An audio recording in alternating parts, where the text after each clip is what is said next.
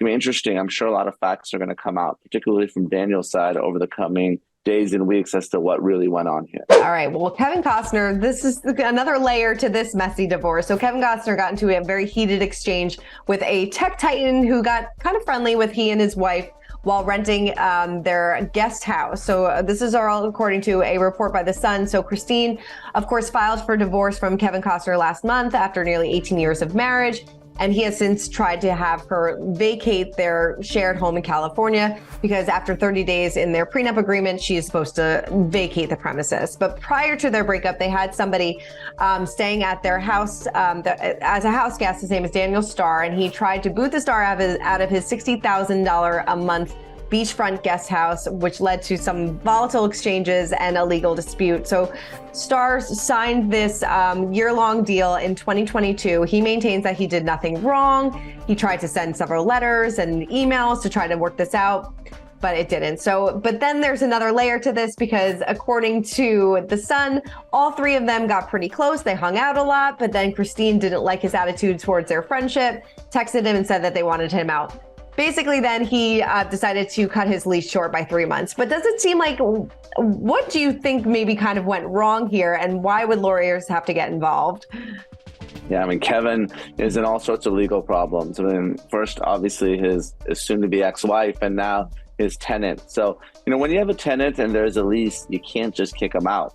That's what a lease is for. And similarly, the tenant can't just leave. Both parties are bound to that agreement, but something obviously went sideways here. And when someone's living in your guest house, that can often be too close for comfort, where you see that person a lot, and you better make sure you have a good relationship with them before you invite them onto your property and enter into this sort of rental agreement. So it's going to be interesting. I'm sure a lot of facts are going to come out, particularly from Daniel's side over the coming days and weeks as to what really went on here. Right. Yeah. Like this is just kind of getting started, so we don't know all the details, but when somebody does break a lease, would he have to, pay upfront, pay for the entire year? Like we said, we don't really know what went into this contract, but would he probably have to pay, the entire year? Or maybe they just both wanted to cut ties, or like, let's just leave this as is.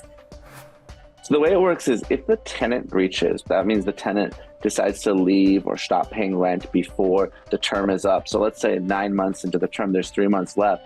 The tenant would be obligated to pay for the 3 months, but there's one important exception. The landlord, in this case, Kevin and Christine, they have a duty to mitigate their damages, which means they have a duty to try to re-rent the guest house to someone else. So if they don't do so, then the tenant, Daniel, can say, well, hey, you could have rented it out for 50% of the price or 80% of the price, or maybe even the full price, and I'm entitled to an offset. So the tenant has to pay the damages less whatever the unit could have been rented out for. For more news, content, and exclusive interviews, make sure to hit the sub, like, and bell button down below and visit usmagazine.com.